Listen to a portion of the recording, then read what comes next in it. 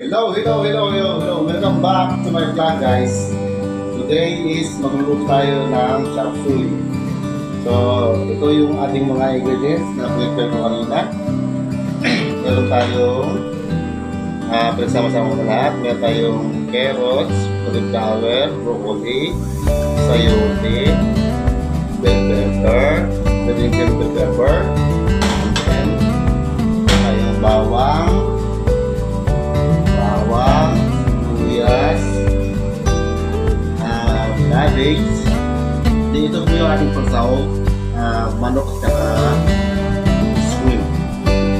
So ngayon mga guys, magigisa tayo.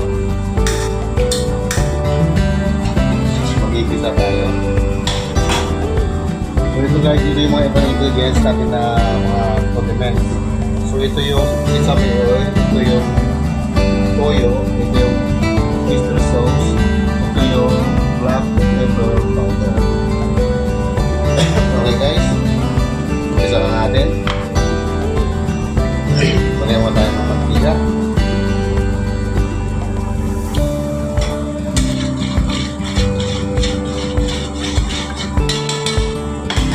Then, so natin yung sibuyas at saka bawang.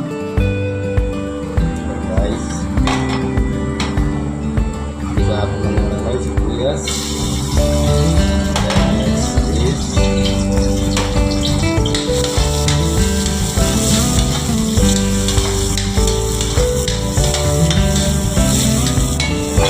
ating bawang.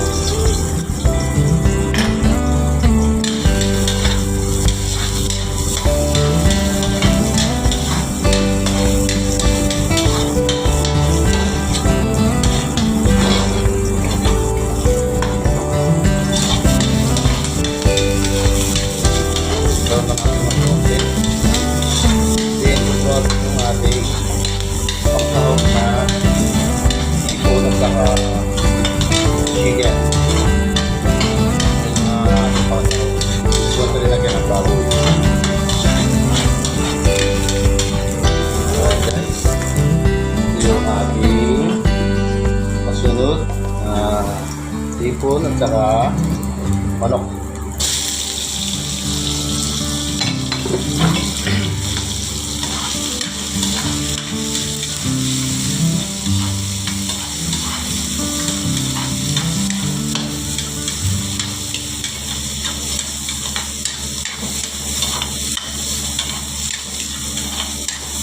Ayan.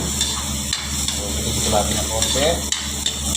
Then, lagyan natin ng tubig. Tubig.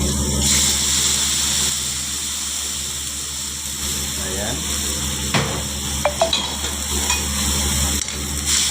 Alright.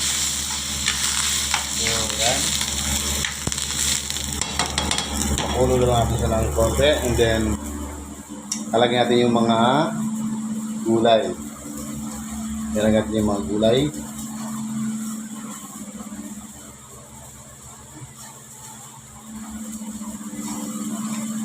Okay guys.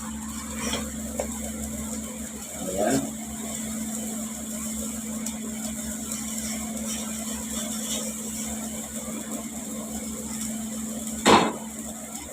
Okay guys.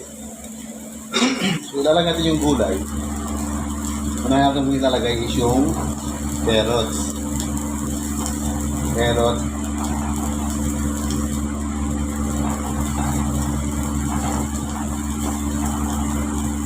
And sayote. Kasi guys, kaya nauna yung sayote kasi medyo matagal maluto yan sila. So ito din, makapagali siya. Silagay ng broccoli, cauliflower, saka bell pepper, maganda lang yung maluto na guys. So ito natin siya kumulo. Pwede natin siyang ilagay yung ating mga condiments na naka-prepare natin. Ito yung toyo, and then oyster sauce,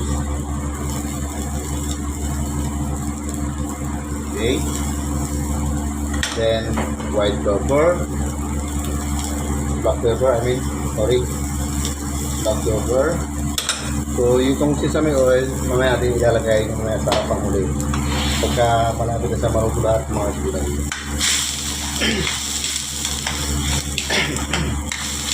So, pakulo natin mga about mga 2 minutes. Then, ilalagay natin yung mga broccoli. Then, yung ating repolyo, yung pinaka-last natin ilalagay.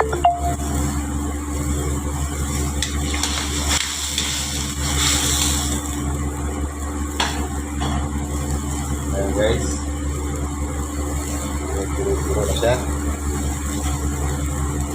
Now, kung natin ilagay ang ating broccoli at saka cauliflower. Ayan. Okay. Okay. So, mamaya konti. Pakulong natin ulit mga 1 minute. Hindi lagyan natin yung bell pepper and repolyo. Ayan guys. Repolyo. Lagyan natin yung repolyo. Okay. And then meron tayo guys na ilalagay mamaya yung cornstarch na pampalabot natin sa ating niluluto.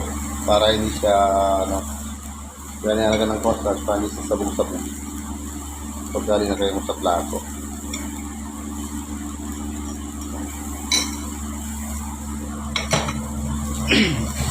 Ayan guys. So, magulo na siya.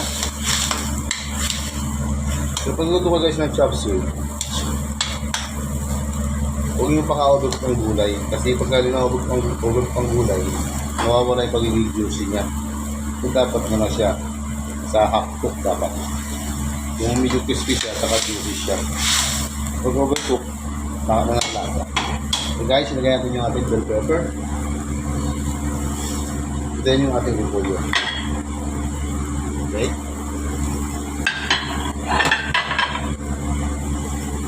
Ayan, halo-halo lang natin. And then, pakuha ulit ng another 1 minute. 1 or 2 minutes. And then, lagyan ng cornstarch. Okay. Alright. So, ayan guys. And then, yung pinakalas natin yung ilalagay is yung sesame oil and cornstarch.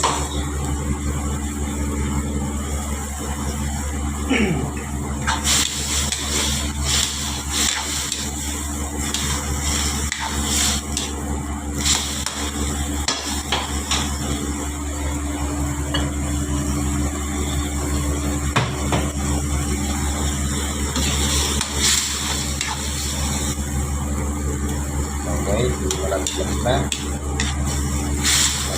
Maluto ang ating chop suey. Ayan na.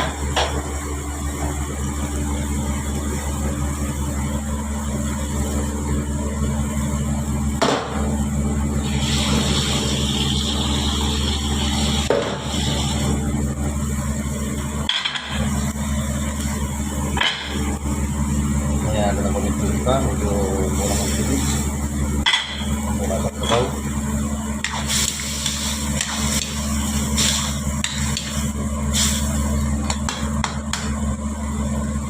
Ayan guys. Ngayon, lagyan natin yung ating sesame oil.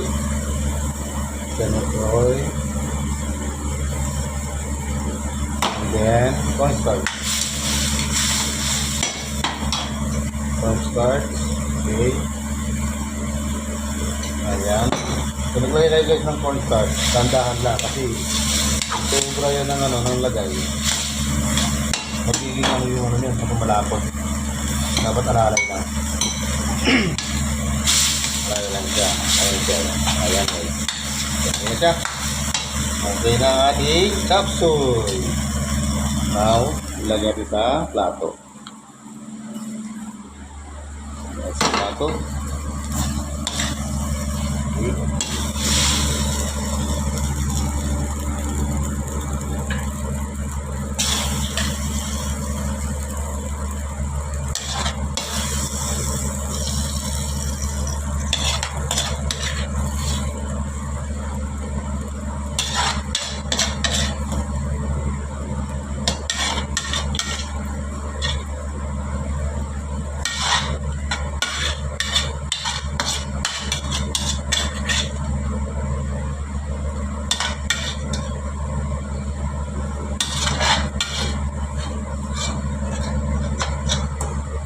guys, ang ating chop suey.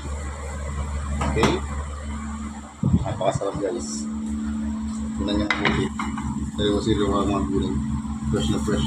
And then, yung ano niya, yung mga gulay niya, hindi siya overcooked. So, masarap. Okay guys. So, dito na po ang aking vlog. And then, abangan niyo po ang aking susunod na video. Hanggang dito na lang. Huwag niyo po kalimutan mag-subscribe lagi. Para lagi po kayong updated sa inyong mga sa ating mga video na bago. Okay guys, maraming salamat. God bless you. Mag-ingat kayo lagi. Okay, bye-bye.